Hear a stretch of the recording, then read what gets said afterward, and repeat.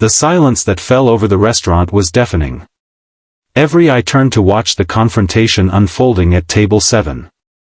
A man in a simple button-down shirt, slightly wrinkled from a long day of work, stood protectively beside a little girl with pigtails and a missing front tooth. Across from them, the infamous Eliza Blackwood, heiress to the Blackwood fortune and notorious for her cold demeanor, had gone completely still, her champagne glass suspended halfway to her lips. No one expected the 4 words that would change everything: "She's with me." Sometimes the simplest statement carries the most profound truth, and the story of how these 3 lives collided would soon captivate millions. If you're enjoying this story of unexpected connections and second chances, please hit that like button and subscribe to see more content that explores the depths of human relationships and the bridges we build between different worlds. Lucas Bennett never imagined his life would intersect with one of America's wealthiest families. At 34, his days revolved around his software engineering job and raising his 6-year-old daughter, Mia, after his wife's death 3 years ago. Their little world was modest but filled with love, movie nights with homemade popcorn, weekend trips to the local park, and bedtime stories that often featured brave princesses who looked suspiciously like Mia. That Friday evening had started like any other. Lucas had promised Mia dinner at Rosetta's, a family-owned Italian restaurant they visited on special occasions. This time, they were celebrating Mia's successful piano recital at school. The restaurant wasn't fancy by city standards, but to Mia, the checkered tablecloths and candles in wine bottles made it the fanciest place in the world. "Daddy, can I get the spaghetti with the big meatballs?" Mia asked, her legs swinging beneath the table as she studied the laminated menu with intense concentration. "Of course, princess.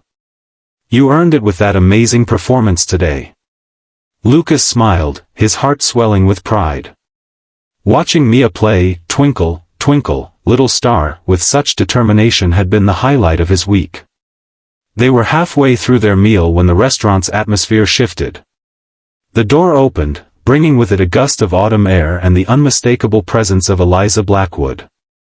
Even in a city of 8 million people, Eliza was instantly recognizable, her face regularly graced magazine covers and society pages. The restaurant owner himself rushed forward, flustered by the unexpected arrival of such a prominent figure. "Ms. Blackwood, what an honor. We weren't expecting, we don't have a reservation." "It's fine," she said, her voice quiet but commanding. "Any table will do. I just need somewhere quiet." Lucas noticed her eyes were slightly red, her normally perfect composure fractured. Something about her vulnerability in that moment made her seem more human than the glossy images he'd seen in the media. The owner guided her to a table near Lucas and Mia, apologizing profusely for not having a more private section available. Eliza sat down, ordered a glass of champagne, and stared out the window at the darkening sky. Mia, with a child's innocent curiosity, couldn't stop stealing glances at the beautiful woman in the designer dress. "Daddy," she whispered loudly, "she looks like a princess from my books." Lucas gently shushed her, but Eliza had already heard. For a brief moment, their eyes met across the restaurant. Lucas nodded politely before returning to his conversation with Mia. 20 minutes later, as Lucas was helping Mia cut her tiramisu into smaller pieces, the restaurant door burst open again. A man with an expensive suit and a camera entered, followed by 2 more photographers. "There she is," one called out, and suddenly flashes were going off in Eliza's direction. Lucas watched as Eliza's face drained of color. She looked trapped, her hands gripping the edge of the table. The paparazzi moved closer, firing questions about her father's company scandal and her recent broken engagement. "Ms. Blackwood, is it true your fiancé left you because of the fraud allegations against your father?" "Eliza, how does it feel to watch your family empire crumbling?" Lucas felt a surge of anger. Whatever her life circumstances, no one deserved to be cornered like that. Without thinking, he stood up and stepped between the photographers and Eliza's table. "Excuse me," he said firmly, "you're disturbing everyone's dinner." The lead photographer scoffed. "This is public interest, buddy. Maybe mind your own business. One of them tried to move around Lucas to get a better angle of Eliza. As he did, he bumped into Mia's chair, causing her to drop her fork with a clatter. "Hey!" Lucas's voice hardened. "Watch it." "Who are you anyway?" the photographer demanded, camera still raised. "Her security detail?" Lucas felt Mia's small hand slip into his. He looked down at his daughter's concerned face, then back at the men, and finally at Eliza, who sat frozen at the table. "She's with me," he said calmly, gesturing toward Eliza. "And we'd appreciate some privacy during our family dinner." The statement hung in the air. The photographers looked between Lucas, Mia, and Eliza, confusion evident on their faces. Eliza's eyes widened slightly, but to Lucas's surprise, she didn't contradict him. After a moment of hesitation, the restaurant owner stepped forward. "Gentlemen, I must ask you to leave. We don't allow photography in our establishment." Muttering under their breath, the paparazzi retreated, though not before taking a few more shots of the unexpected scene. In the aftermath, Lucas turned to Eliza. "I'm sorry for speaking for you. It seemed like you needed an out." Eliza studied him, her composure returning. "Thank you," she said simply. Then, after a pause, "Family dinner?" Lucas shrugged. It was the first thing that came to mind. A ghost of a smile touched her lips. It worked. She glanced at Mia, who was watching their interaction with undisguised fascination. "Hello there." "Hi," Mia replied, suddenly shy. "You're very pretty." "Thank you. I think your pigtails are very pretty too." Lucas hesitated, then made a decision. "Would you like to join us? Safety in numbers and all that. Plus, the tiramisu here is excellent." Eliza looked genuinely surprised by the offer. For a moment, Lucas thought she would decline. Then, with a grace that seemed both practiced and uncertain, she picked up her champagne glass and moved to their table.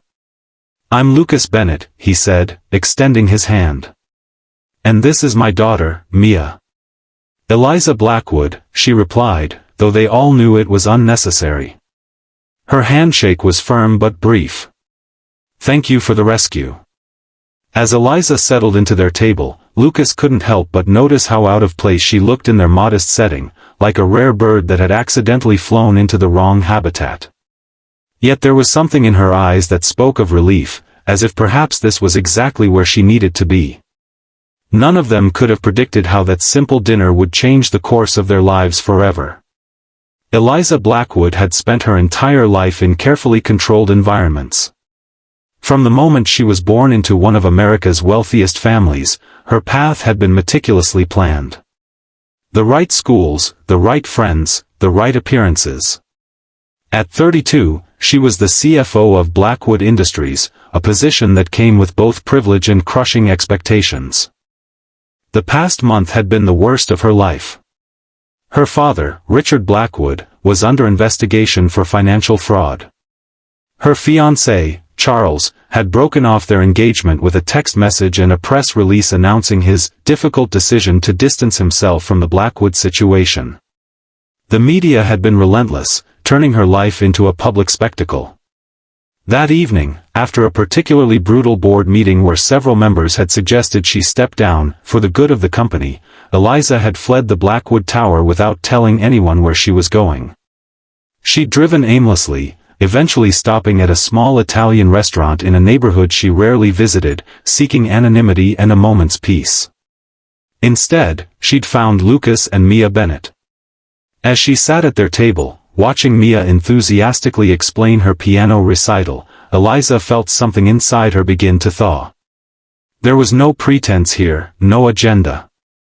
Just a father and daughter enjoying each other's company, somehow willing to extend their circle to include her. "So you play piano?" Eliza asked Mia, genuinely interested. "I took lessons when I was about your age." Mia's eyes widened. "Were you good?" "I messed up the middle part today, but Daddy said nobody noticed."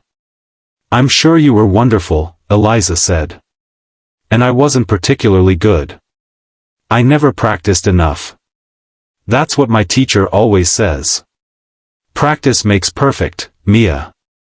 She mimicked an adult voice that made both Lucas and Eliza laugh. Lucas watched their interaction with curiosity. The woman before him bore little resemblance to the Ice Queen portrayed in the media. This Eliza was softer, more hesitant, her carefully constructed walls temporarily lowered. "What about you, Lucas?" Eliza asked, turning her attention to him. "What do you do when you're not rescuing damsels in distress from paparazzi?" "I'm a software engineer.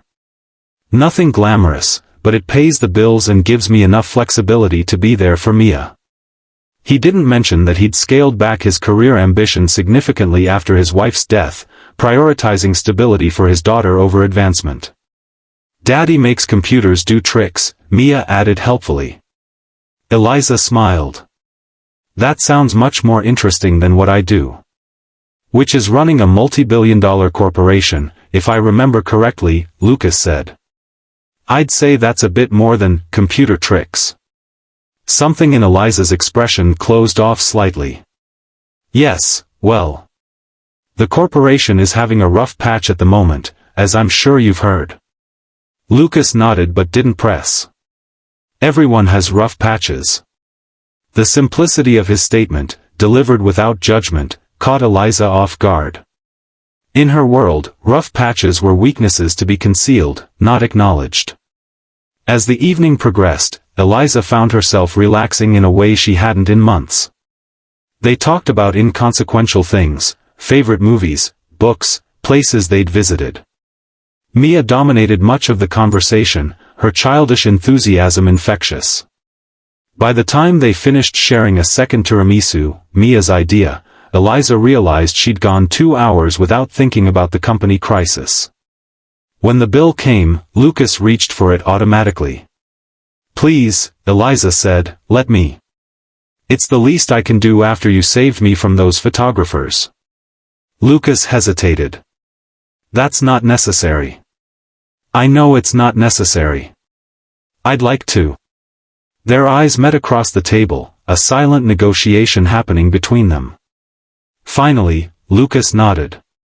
"Thank you." As they prepared to leave, Eliza felt a strange reluctance. Outside this restaurant waited her complicated life, the endless scrutiny, the battles still to be fought. Here, for a brief time, she'd been just a woman enjoying dinner with a kind man and his charming daughter.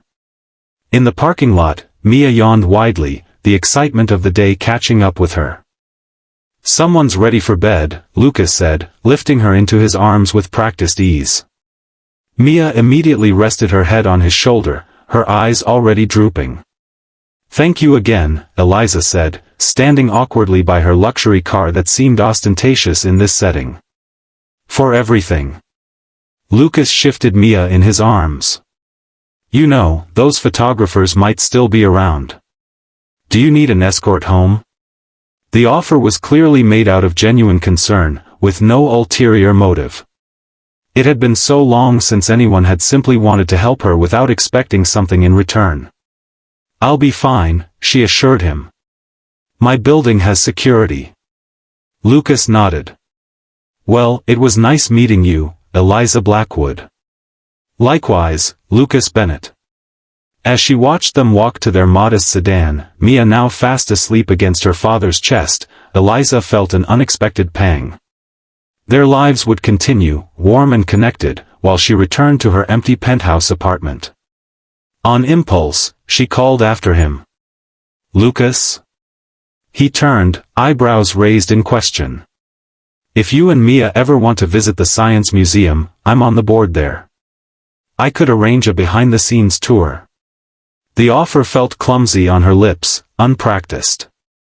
Lucas smiled, a genuine smile that reached his eyes. "Mia would love that. She's going through a dinosaur phase. Aren't we all?"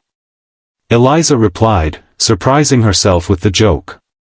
They exchanged numbers, a surreal moment that felt both ordinary and extraordinary. As Eliza drove home, she realized it was the first time in years she'd given her personal number to someone new without involving her assistant or legal team. She didn't expect him to call. Men like Lucas Bennett, honest, grounded, devoted to their children, didn't typically seek out complications like Eliza Blackwood. And yet, as she entered her silent apartment with its panoramic view of the city, she found herself hoping he might. 3 days later, Lucas stared at Eliza's contact information on his phone. He'd debated calling her since the night at the restaurant. Part of him felt ridiculous, a regular guy reaching out to a woman whose family had buildings named after them. Another part remembered the genuine connection he'd felt, the way she'd spoken to Mia with respect rather than condescension. "Daddy, are you calling the princess lady?" Mia asked, peering over his shoulder. She'd been asking about Eliza daily, enchanted by their unexpected dinner companion. "I'm thinking about it, sweetheart. She's probably very busy." Mia considered this. "But she said we could see the dinosaurs. And you always say if you promise something, you should do it." Lucas couldn't argue with his daughter's logic. Taking a deep breath, he pressed call before he could change his mind. Eliza answered on the third ring. "Hello?" "Hi, Eliza. It's Lucas Bennett. From the restaurant the other night." A pause. "Lucas. Hello." Was that relief in her voice? "How are you? And Mia?" "We're good. Mia's been talking about you non-stop, actually. And about dinosaurs." Eliza laughed, the sound warming something in Lucas's chest. "The dinosaur offer still stands. I'm free this weekend if you are."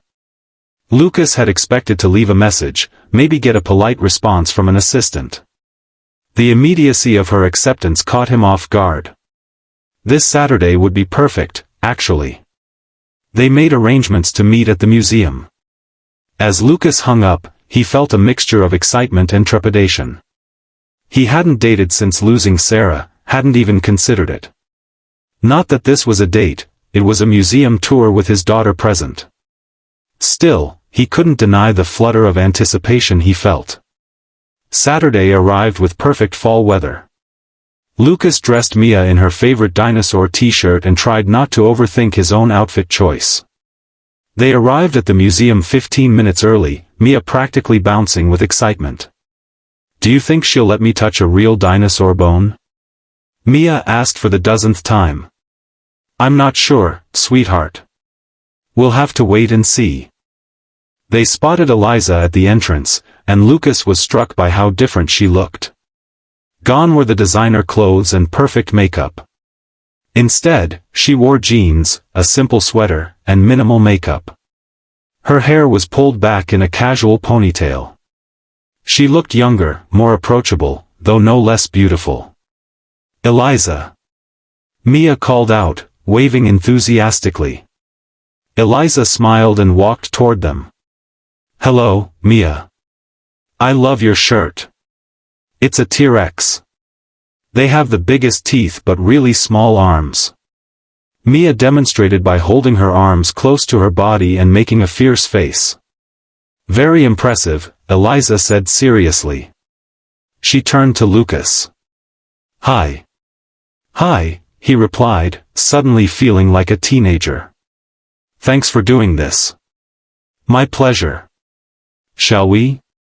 What followed was one of the most enjoyable days Lucas had experienced in years. Eliza had arranged not just a tour but an interactive experience. A paleontologist showed Mia how fossils were cleaned and preserved. They were allowed to touch actual dinosaur bones in the research area. Mia asked countless questions, all of which were answered with patience and enthusiasm. Throughout the day, Lucas found himself watching Eliza as much as the exhibits. She was different here, confident in her knowledge but without the defensive edge he'd glimpsed at the restaurant. She seemed genuinely delighted by Mia's excitement, kneeling down to her level to explain complex concepts in terms a 6-year-old.